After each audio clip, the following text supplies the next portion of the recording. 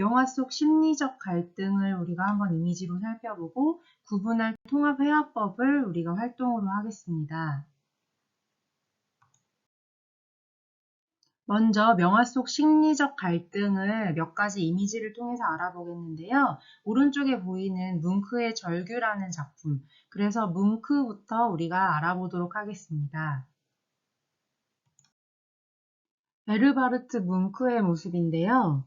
뭉크는 1863년에 태어나서 1944년에 사망을 했습니다. 노르웨이 출신의 화가이고요. 화가이자 판화가이고 또 심리학적이고 감성적인 주제들을 강렬하게 표현하였고 독일 표현주의 미술에 영향력 있는 선구자입니다. 정신병을 앓고 있던 뭉크는 정서적인 문제가 있었지만 불안감에 사로잡힌 그림을 세밀한 계획하에 작업을 했다는 그런 공을 세웠고요. 절규는 그 실존의 고통을 형상화한 대표적인 작품으로서 신경쇠약에 걸린 후 작품은 좀 더 낙천적으로 변했고 주로 자연의 풍경을 그렸습니다. 앞서 살펴보았던 뭉크의 절규라는 작품인데요. 뭉크의 절규는 유명하죠, 정말. 그래서 이렇게 판화로도 제작이 되었고 그림으로도 제작이 되었는데 이렇게 패러디로 김밥의 모습에서도 절규의 그런 모습을 볼 수가 있어요. 그래서 그 뭉크 같은 경우는 불안과 우울과 함께 한 뭉크의 삶이 또 그림 속에 표현이 많이 되었는데요. 뭉크의 어린 시절은 불안과 고독의 연속으로 가족의 죽음과 여러 이별을 통해 생애 전반에 걸쳐 죽음과 공포와 그런 불안감에 함께 삶을 살았어요. 그래서 그림을 보면은 얼마나 화가가 고통 속에서 살았는지 알 수 있죠. 뭉크의 절규에 대한 뭉크가 쓴 일기도 굉장히 유명한데요. 나는 2명의 친구와 길을 걷고 있었다. 일몰을 보고 있었다. 하늘이 갑자기 피처럼 빨갛게 바뀌었다. 나는 그 자리에 발걸음을 멈춘 채 다리 난간에 가까이 갔다. 굉장히 피곤한 상태였다. 검푸른 피오르드와 도시 위에는 피와 혀 같은 노을이 물들어 있었다. 친구들은 계속 걸었고 나는 남았다. 공포에 떨면서. 그리고 나는 풍경을 뚫어지게 응시하면서 큰 외침을 들은 것이다. 이것이 그 뭉크의 절규에 관련된 그런 일기인데요. 어떻게 여러분이 보실 때 이 그림하고 이 글이 연관이 되나요? 선생님이 볼 땐 굉장히 잘 표현을 한 것 같은데 그만큼 이런 작가의 삶이 굉장히 우울했고 불안했다는 것이 한 번 더 느껴지는 그런 대목입니다. 두 작품 역시 그런 사람들의 모습에 불안과 공포가 나타나는 것을 볼 수가 있는데요. 뭉크는 파리와 베를린을 이동하면서 많은 사람들에게 영향을 받았는데 그중 이 고갱이 그 강렬한 색감과 표현에 많은 영향을 받았다고 해요. 그래서 고갱의 작품에서 쓰여지는 색감과 비슷한 색감을 쓴 것을 볼 수가 있겠습니다.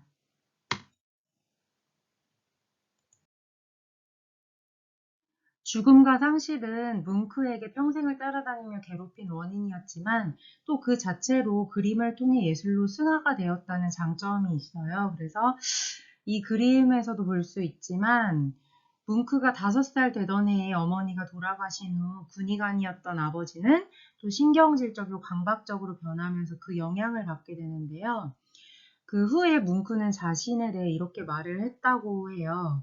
나는 인류의 가장 두려운 2가지를 물려받았는데 그것은 병약함과 정신병이다라고 말을 했어요. 그래서 어머니와 누이가 결핵으로 죽음을 맞이한 것 외에 또 남동생도 또 결혼식을 하고 몇 달 만에 죽음을 맞이했고 성인이 된 후 또 아버지가 죽었기 때문에 가난의 고통을 또 한 가지 더 갖게 됩니다. 뭉크의 삶은 굉장히 불우하고 우울했다는 것을 그림을 통해서 알 수가 있겠습니다. 뭉크는 고갱의 영향을 많이 받았지만 이 작품은 고흐의 별이 빛나는 밤에와 제목이 같은 작품인데요. 반 고흐의 작품과 뭉크의 작품을 한번 비교해 보는 것도 재미있을 것 같습니다. 굉장히 다른 모습을 보여주고 있는데요. 뭉크 자신만의 화풍으로 별이 빛나는 밤에를 표현한 것을 볼 수가 있겠습니다. 고흐의 별이 빛나는 밤에는 뒤에서 방고우와 풀고갱에 대해서 그 비교를 하는 내용이 있는데요. 그때 자세하게 설명을 하도록 하겠습니다. 그림을 그리면 보통 후원자가 있는데요. 뭉크는 후원자의 형수인 여인과 사랑에 빠지지만 자유분방한 그녀의 관계에서 정신적인 고통에 시달렸는데 그림에 그의 감정이 고스란히 전달이 되고 있어요.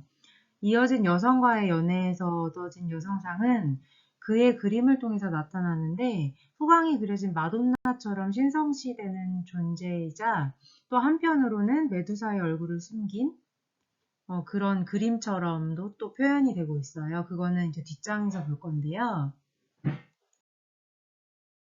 뭉크는 불우하고 불행한 삶을 살면서 여성과의 관계도 그렇게 쉽게 풀리지가 않았는데요. 그렇다고 사랑을 하지 않은 것은 아니었지만 끝이 좋지 않았고 그래서 여성에 대해서 혐오를 하게 돼요. 그래서 뭐 연애를 하고 사랑하고 느낀 그런 감정들을 그림으로도 표현을 했는데 여성을 마치 이렇게 흡혈귀처럼 표현을 하기도 하고요. 키스하는 모습도 뭔가 행복하기보다는 뭔가 불안하고 우울한 색조로 이렇게 표현을 하고 있습니다.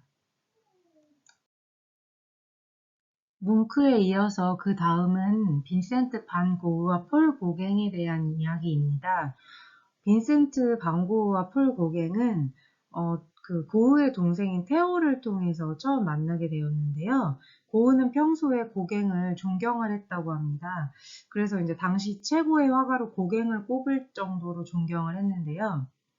1888년 2월 고흐는 파리 생활에 염증을 느끼고 있었고 고흐의 열정적이고 불같은 성격을 다른 사람들과 쉽게 어울리지 못했고 깊은 우정을 나누지도 못했습니다. 그리고 경제적인 어려움과 창작에 대한 고통, 또 발작적인 행동으로 고흐는 정신적으로 매우 고통을 받고 있었습니다. 그래서 동생 테오 역시 고흐가 더 이상 파리에서 생활을 견딜 수 없다고 생각을 했고 고흐가 이제 파리를 떠나서 아르이라는 곳으로 가기로 이제 결심을 하게 됩니다. 당시에 그 반 고흐는 그 우키요에 일본의 회화거든요. 빠져있던 고흐는 그런 선명하고 밝은 색을 보려면 따뜻한 지방으로 가야 한다고 생각을 했기 때문에 아르로 가게 됐고 여기서 이제 폴 고겐과 60일간을 지내게 되는데요. 굉장히 많은 갈등을 겪게 되는데 다음 장에서 볼게요.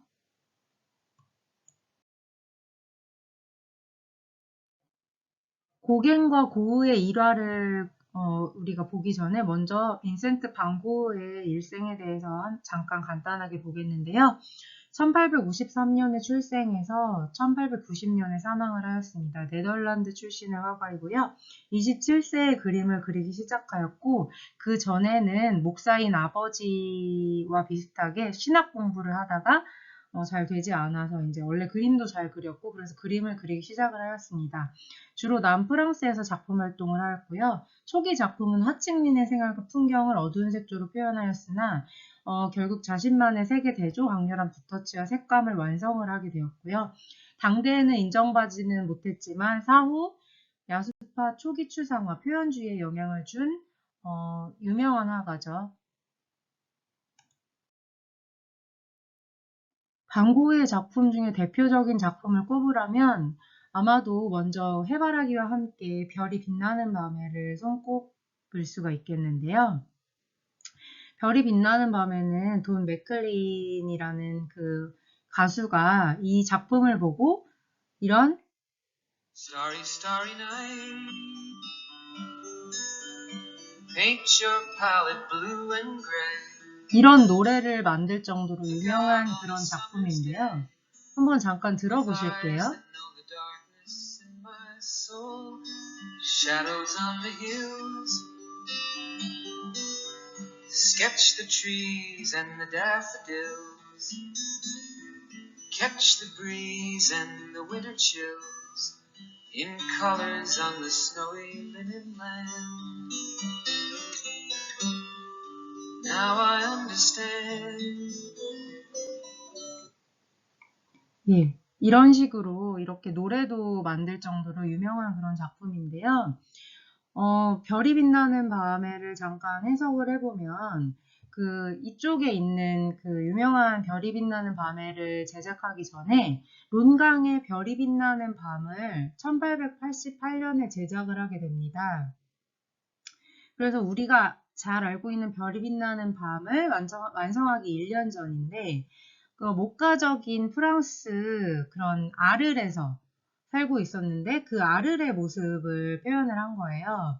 그래서 생생한 부테크닉과 표현력 있는 컬러로 렌더링이 되어 있지만 장면은 굉장히 차분하다는 걸 볼 수 있고요. 붓터치가 생생한 대신 색감은 단조로웠습니다. 그림에 그 존재하는 두 사람이 보이는데 별이 가득한 하늘에 평온한 그런 모습을 불러일으키고 있습니다. 그러다가 이제 1889년에 지금의 걸작인 별이 빛나는 밤에를 완성을 하게 되었는데요. 파도같이 힘차게 움직이는 그런 밤하늘에 별이 불꽃처럼 터지는 그런 모습이 보여지고 있고, 여기 앞쪽에 보면 뒤틀려진 나무가 있는데요. 이 나무는 사이프러스 나무예요. 그런 그림자가 위로 타오르는 듯한 그런 모습을 보고 있는데요.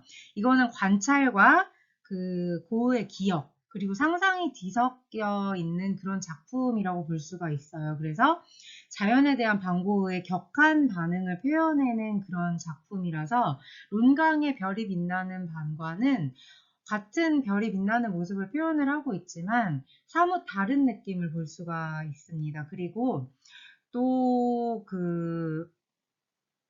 교회 탑이 있는 마을 풍경은 아르에서 그림을 그렸지만 자신의 고향인 네덜란드를 표현을 한 그런 작품이에요. 그리고 이제 별이 빛나는 밤을 이제 죽기 1년 전에 제작을 한 거기 때문에 정신병과 싸우며 탄생을 시킨 그림이라고 해서 이렇게 흔들리고 막 그런 표현 모습들이 정신병 때문에 그런 것이다라고 분석을 하는 학자들도 있어요. 그래서 여기 그 고흐 작품인데 사이프러스 나무가 있는 보리밭은 별이 빛나는 밤에와 구도가 비슷하지만 나무가 반대에 있죠. 나무가 반대에 있는 거를 볼 수가 있는데요. 이 나무 역시도 위로 솟아 있고요. 그 반고흐는 이렇게 비슷한 혹은 또 똑같은 그림을 그리면서 새로운 영감을 받아서 갈수록 더욱더 발전을 시키는 모습을 보여주고 있습니다.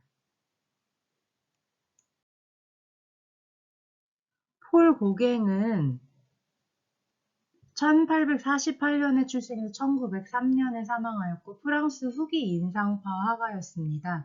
문명세계에 대한 혐오감으로 남태평양 타히티섬에서 정착하였고 원주민의 건강한 인간성 및 열대의 밝고 강력한 색채가 특징이고 상징성과 내면성, 비자연주의적 경향을 띠고 있습니다. 20세기 회화가 출현하는데 근원적인 역할을 한 중요한 작가이고요. 원래는 그 그림 그리기 전에 선박, 그러니까 배를 타서 상선을 타고 북극 등 많은 여행을 한 그런 작가인데요. 어머니가 돌아가시고 나서 이제 선원 생활을 그만두고 파리로 돌아와서 증권 거래점에 점원 생활을 하다가 결혼을 하면서 좀 경제적으로 윤택해졌고 5명의 아빠가 되었습니다. 그래서 그 무렵부터 회화에 흥미를 가지기 시작해서 인상파의 작품을 수집하는 컬렉터였어요. 그래서 그런 작품들을 수집을 해서 직접 그림을 그리기도 하면서 고갱은 자신의 재능을 발견하게 되었고 그런 재능이 화가로서 성공하는 것도 그리 어렵지 않을 거라고 자신만만하였어요. 그래서 작품을 한번 살펴보겠습니다. 고갱의 작품을 잠시 살펴보겠는데요. 그 왼쪽에 황색의 그리스도와 오른쪽에 황색의 그리스도가 있는 자화상을 살펴보겠습니다. 고갱이 타히티 섬으로 가기 이전에 최고 걸작으로 꼽히는 작품이 황색의 그리스도인데요. 이제 5년 동안을 프랑스의 브르타뉴에서 보냈는데 이곳에서 신앙심이 두텁고 순박한 농부들의 삶에 매료가 되었습니다. 그래서 그들을 주제로 한 작품을 많이 남겼는데 이 작품도 그중 하나입니다. 그래서 노란 예수상과 갈색 십자가, 세 사람의 브르타뉴 여인과 붉은색의 나무들이 조화를 이루어서 상징적인 의미를 나타나는데 영적 세계에 있는 이제 예수와 현실 세계의 신앙의 삶을 살아가는 여인들을 한 자리에 배치함으로써 내적인 면과 외적인 면과 이제 내적인 면의 종합을 이루는 모습을 볼 수가 있겠고요.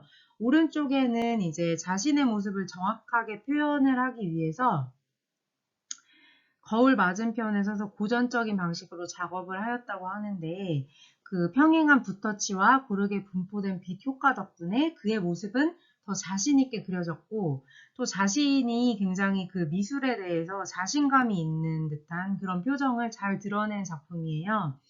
그래서 이제 예수 그리스도가 있는 자화상, 자신이 그린 그림 앞에 자신의 자화상을 그렸다는 거는 굉장히 그 자신감이 있고 야성적인 모습을 표현을 하고 있는데요. 고흐와는 다른 모습을 보여주고 있죠. 하지만 고갱도 뭐 계속 자신감이 있었던 것은 아니고요. 그림을 그리면서 가난해졌고 그런 것들이 좀 경제적으로 힘들어지다 보니 부인과도 사이가 좋아지지 않았고 결국은 혼자 지내는 삶을 살게 돼서 나중에는 타히티 섬으로 가는 그런 이제 행보를 걷게 돼요. 그래서 이제 반고흐와 폴 고갱의 일화를 이제부터 설명을 하려고 합니다.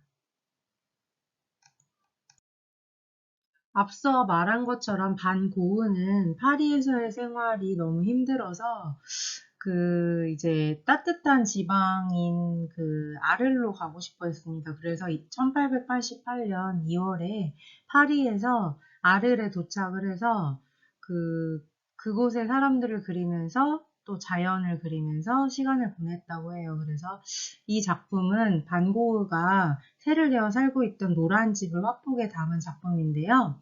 선명하게 보이는 노란색이 이제 파란 하늘과 대비가 돼서 마치 되게 아름다운 환상의 집처럼 느껴지는 그런 명작이 탄생을 하게 되었는데요.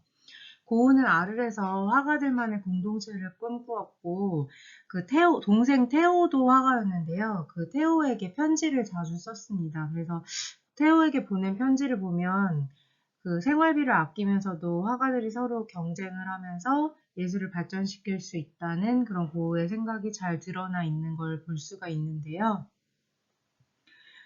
그래서 이제 고갱을 평소에 화가로서 존경을 했고, 그래서 테오를 통해서 설득해서 고갱이 그 당시에 빚이 있었는데요. 그 빚을 모두 갚아주면서 아르에서 숙식도 제공을 하면서 고갱과 같이 지내기를 원했습니다. 그래서 그런 정성을 보고 고갱이 결국 수용을 했고, 고흐는 고갱이 아르로 온다는 사실에 매우 들떠 있었다고 해요. 고갱이 온다는 사실에 들뜬 고흐는 고갱의 방을 꾸미기 위해서 12송이가 넘는 해바라기를 그리기 시작을 하였습니다. 고흐는 이 작품을 통해서 평소 좋아했던 고갱에게 인정을 받고 싶었고요. 그리고 이제 고흐는 고갱으로부터 자화상 선물을 받게 되는데요. 한번 그 다음 장에서 볼게요. 고갱은 고흐가 만나기 전 자신들의 작품을 서로 교환하자는 제안을 듣고 고갱이 고흐에게 헌정을 한 자화상인데요. 자신의 모습을 레미제라블의 장발장의 모습으로 표현해서 반고흐에게 선물을 했습니다. 모습이 굉장히 좀 자신만만한 그런 모습이죠. 반고흐의 자화상은 조금 대조적인데요. 그 다음 장에서 한번 살펴볼게요. 고흐 역시 고갱에게 답례로서 자화상을 보내게 됐는데요. 수도승처럼 머리를 깎은 고흐의 모습이 녹색 배경에 그려져 있고 얼굴은 무척 수척해 보이고 광대뼈가 무척 도드라져 있는 모습이 그리고 되게 인상적인데요. 고흐는 당시 일본 판화에서 봤던 일본의 그런 승려처럼 자신의 머리를 깎았고요. 자신을 영원히 부처를 모시는 단순한 승려의 모습을 나타내려 했다고 설명을 하게 됩니다. 그래서 고갱에 대한 뭔가 존경심이라든지 부처님을 모시는 승려의 모습으로 자신을 조금 낮춰서 표현을 한 것을 볼 수가 있습니다. 이렇게 서로의 자화상을 교환을 하고 나서 얼마 있다 고갱이 아르에 도착을 하게 되었고요. 고은은 자신이 고갱을 위해서 그린 작품인 해바라기를 고갱의 방에 걸어서 존경을 표했지만 고갱은 아르과 또 노란집에 대해서 좋은 게 아니고 실망을 하였다고 합니다. 그래서 친구인 베르나르에게 아르이 무척 작고 별로라고 또 꾀지지한 곳이라고 편지를 쓰기도 했다고 합니다. 그래서 이렇게 서로 간의 의견이 맞지 않았고 많은 의견 분쟁을 하게 됩니다. 고흐와 마찬가지로 고갱도 해바라기를 소재로 작품을 표현을 하였는데요. 고흐의 해바라기와는 다르게 어찌 보면 해바라기가 주인공이 아니고 여인이 같이 있고 해바라기를 그렇게 정성스럽게 표현하지는 않았습니다. 두 사람은 아르레 같이 살면서 함께 지냈지만 서로를 라이벌로 의식했고 그렇지만 고흐는 고갱을 존경했고 고갱은 고흐의 실력을 시기하면서도 깔보았습니다. 평소 냉소적이면서 무심한 고갱과 거칠지만 열정적인 고흐는 서로 성격 차이와 회화적 구성에 대해서 서로 다른 견해로 인해 종종 언쟁이 벌어지곤 했다고 합니다.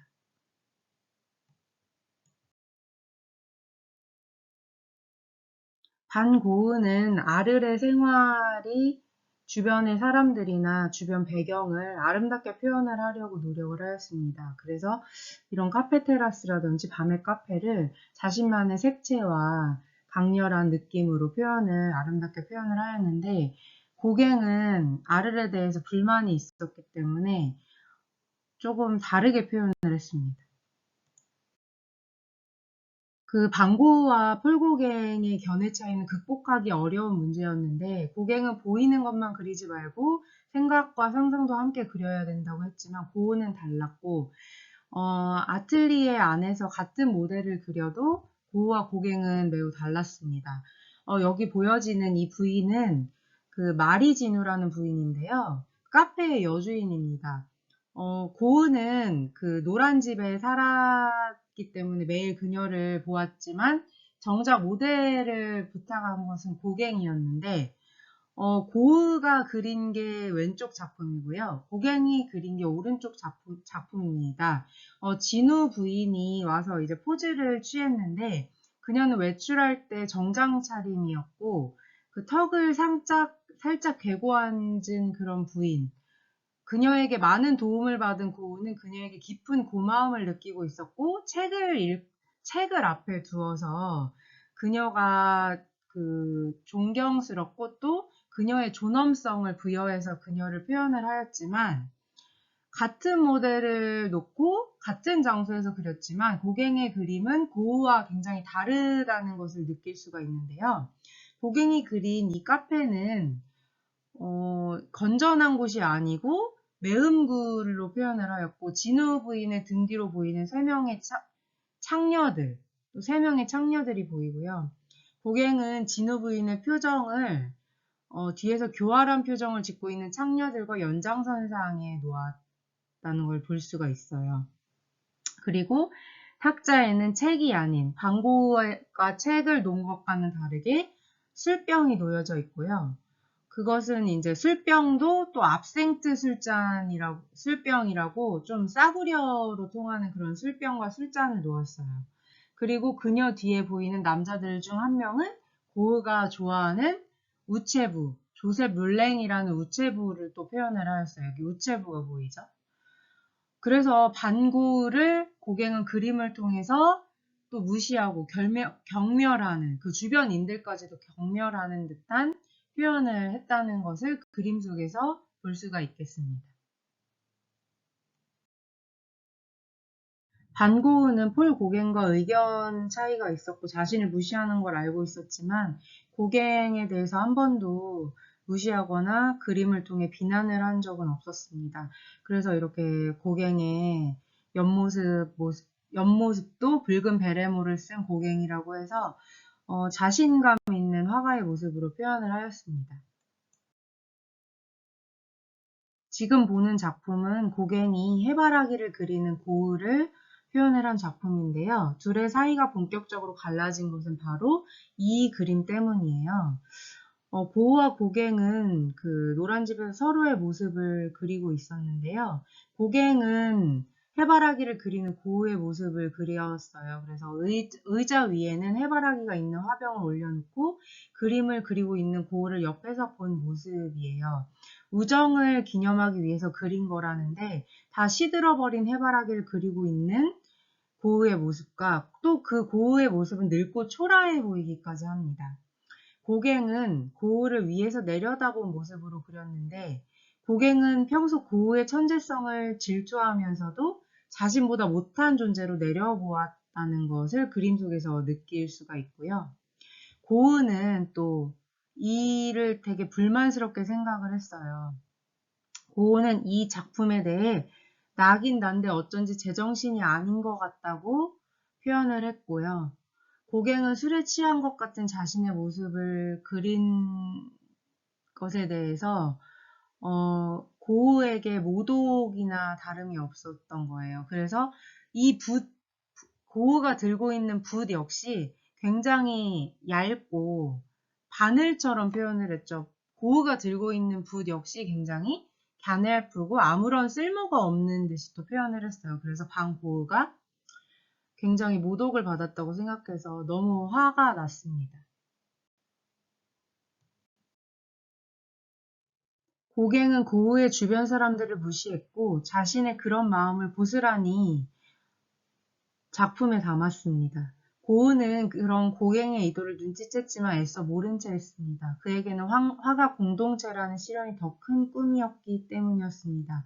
그래서 마음고생을 하다 보니 반고우는 너무나 힘이 들었습니다. 자기 중심적이며 냉소적이었던 고갱과 다혈질의 열정적인 고우는 사사건건 충돌했고 결국 고갱은 아르를 떠날 결심을 하게 되었습니다. 고갱과도 부딪혔지만 막상 고갱이 아르를 떠나려고 하자 고우는 불안 증세를 나타냈습니다. 고우는 술에 빠져들었고 외로워했죠. 그래서 이 시기에는 고우가 자신이 즐겨앉던 의자와 고갱이 즐겨앉는 의자를 의인하여 두 사람의 상징적인 초상화를 그리게 됩니다. 어떤 심리 분석 학자들은 고우와 고갱이 동성애적인 감성을 묘사한 작품이라고 분석을 하기도 하는데요. 고우가 고갱에게 느꼈던 동성애를 의도적으로 표출했다는 그런 설명도 있어요. 그 왼쪽에 보면 파이프가 있는 빈센트의 의자는 남근을 상징하는 파이프가 담배 한 봉지와 함께 고리버들 의자 위에 놓여 있고요. 폴고깅의 의자에는 속을 채운 천 의자 한가운데 두 권의 책과 또 그 사이에 불 켜진 촛불 하나가 마치 남성의 성기처럼 발기한 것처럼 서 있는 걸 봤을 때 심리학자들이 동성애적인 것을 또 표현을 했다라고 이야기를 하는데 이것은 또한 펄고갱의 의자를 통해서 책과 촛불을 켜놨다는 것은 또 존경심을 표했다는 것을 볼 수가 있겠습니다.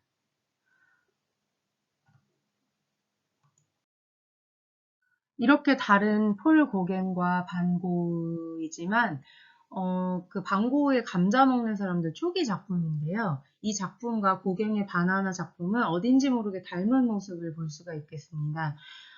일하는 사람들 그리고 서민들이 음식을 먹는 장면인데요.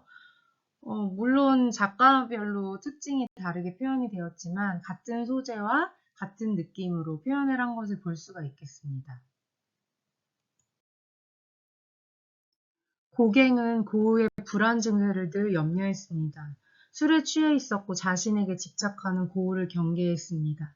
1888년 12월 23일 밤 고갱은 어디로 간다는 말도 없이 집을 나섰는데요.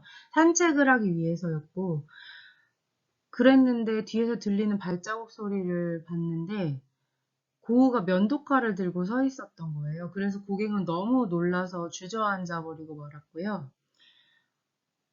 고갱은 집에 가지 않았고 호텔에 머물러 있었고 고갱은 그날 밤 고우가 자신의 귓볼을 잘랐다는 소식을 전해 듣게 되었습니다. 고우는 그 귓볼을 잘라서 그 귓볼을 창녀에게 주었다고 하고요.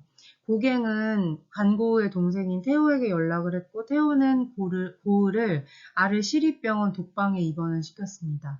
고우가 고갱을 찾았을 때 고갱은 이미 아르를 떠난 후였습니다. 반고우는 이렇게 극단적으로 귀를 자르는 행동까지 하였는데요.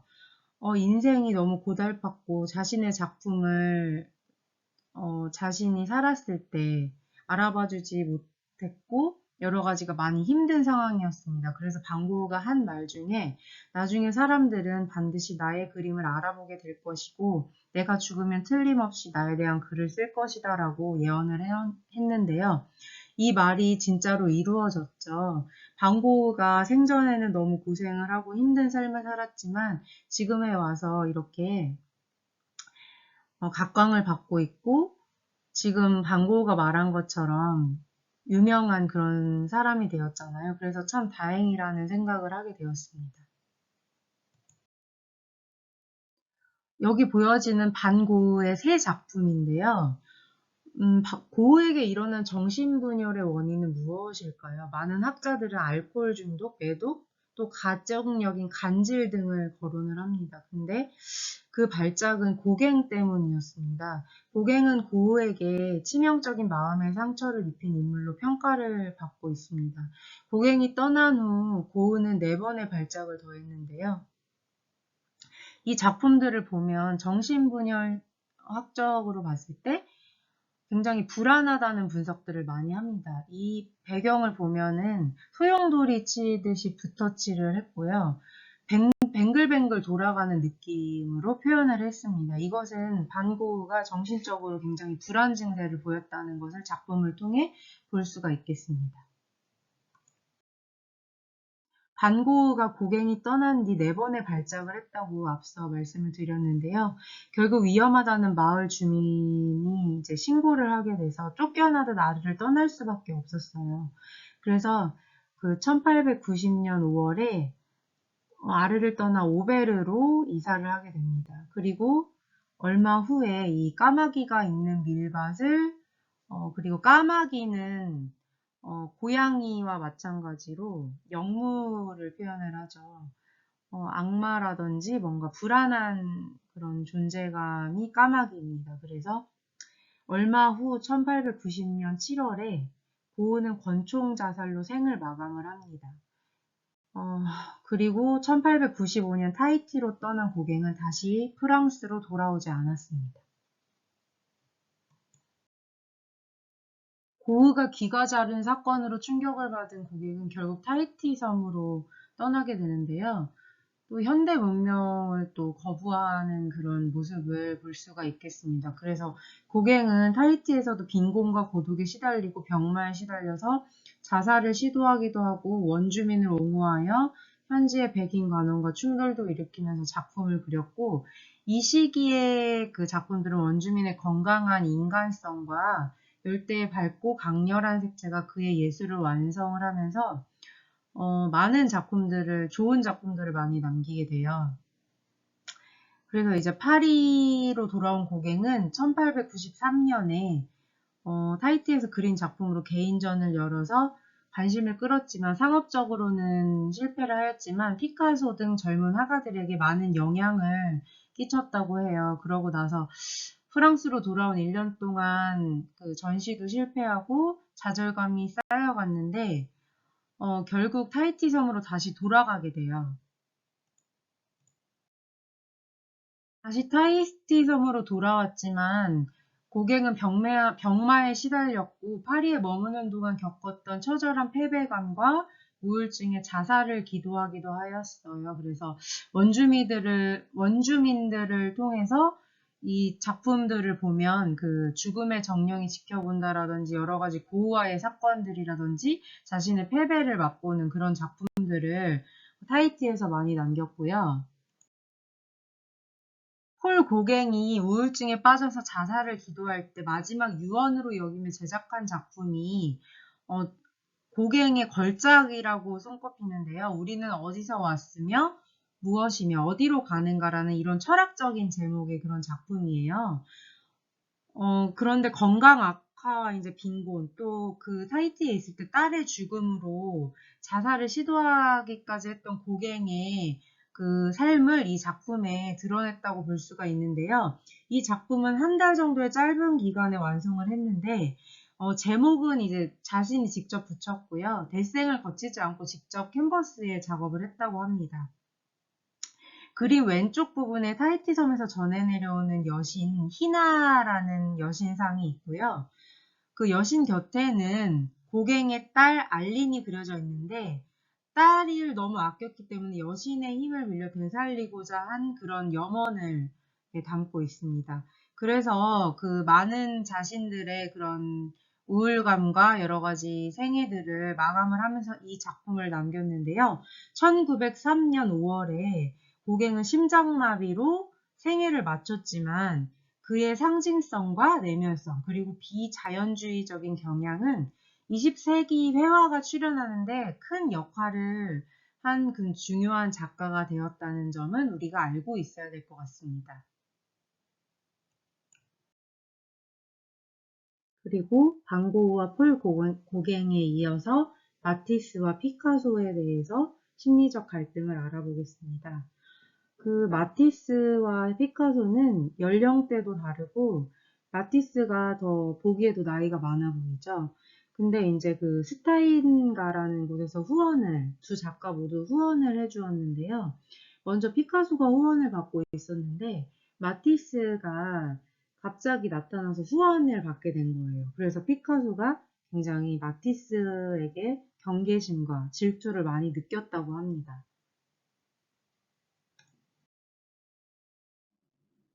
앙리 마티스부터 살펴보겠는데요. 앙리 마티스는 프랑스의 화가이고요. 1869년에 출생해서 1954년에 사망하였습니다.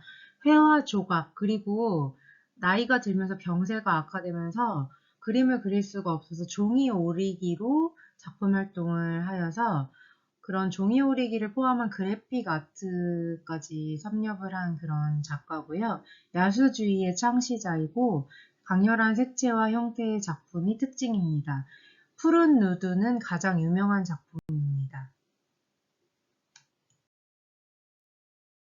이 작품은 마티스의 춤인데요. 행복해 보이는 느낌이 들지 않나요? 춤을 추고 있는 사람들의 모습이 경쾌하고 음악적인 리듬감이 느껴집니다. 강렬하고 원시적인 색감과 자유롭지만 확신에 찬 선, 색채의 마술사라고도 불리고 야수파의 창시자이자 피카소의 라이벌인 앙리 마티스의 작품 중에 유명한 걸작이죠. 마티스의 춤입니다. 마티스의 그림들은 행복해 보이는 이미지를 많이 가지고 있는데요. 지금부터 한번 마티스의 작품을 살펴보도록 하겠습니다.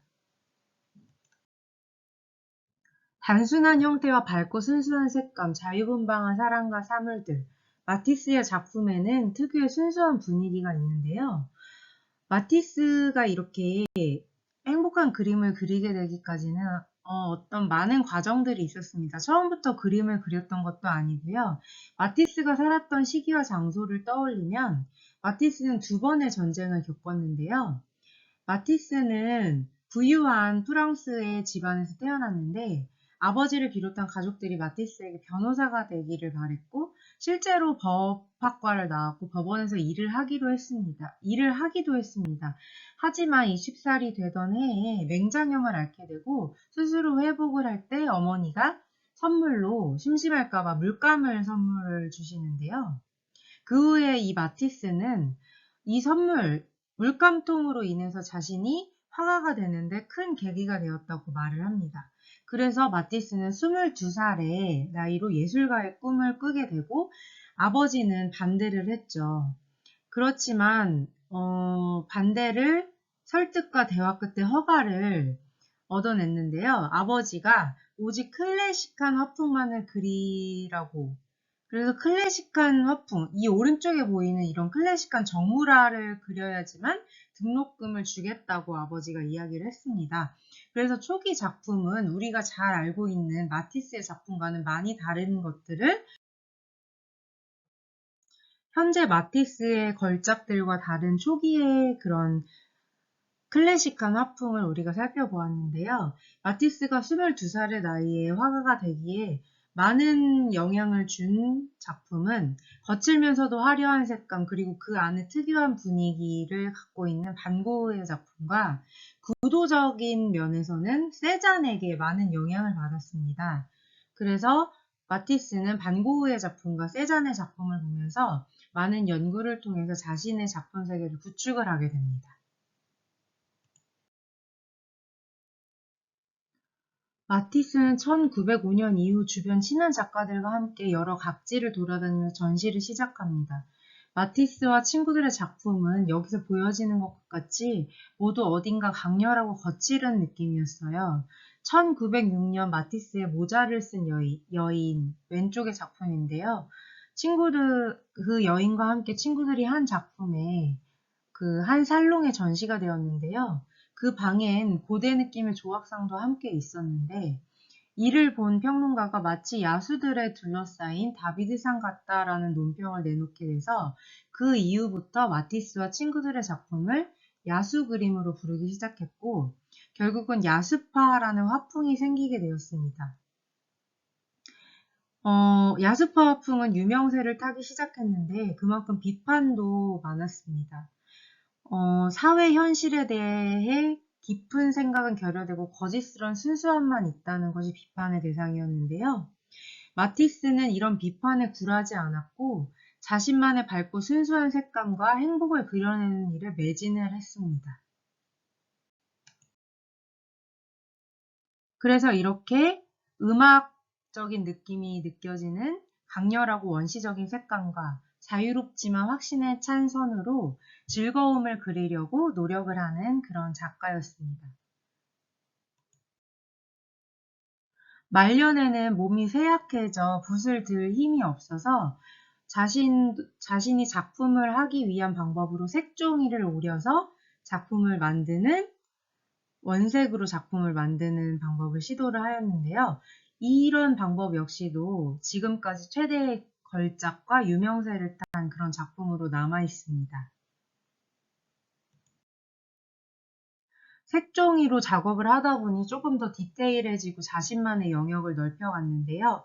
특히 가장 왼쪽에 보여지는 이 푸른 누드 같은 경우는 마티스의 작품 중에 가장 유명한 작품으로 손꼽히는 작품입니다. 그래서 이렇게 색종이를 오려서 사람의 형상, 누드의 모습 등을 디테일하게 표현을 하였고요. 추상적이면서도 밝고 강렬한 색감, 그리고 확신에 찬 선은 그대로인 것을 볼 수가 있겠습니다.